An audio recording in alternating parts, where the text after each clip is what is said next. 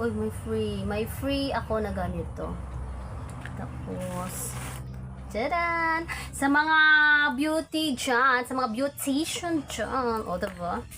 So, you know what?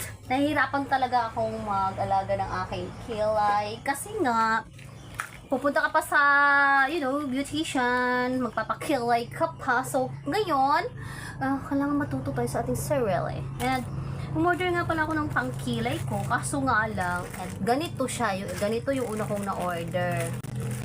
Ito siya. So, yung laman po nito is ganito. So, ang hirap maglagay ng, nako, ganito siya guys. Ito yung nauna kong order, diba? Yan. Ay, ang hirap naman pag naglagay ka ng kilay. Ganito, naglagay ko ng kilay, ganito, ganyan, o, gaganyan ka pa.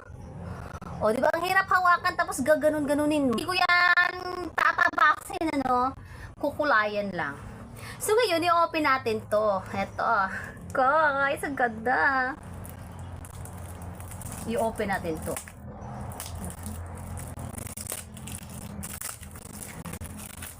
Ito yung bago kong order.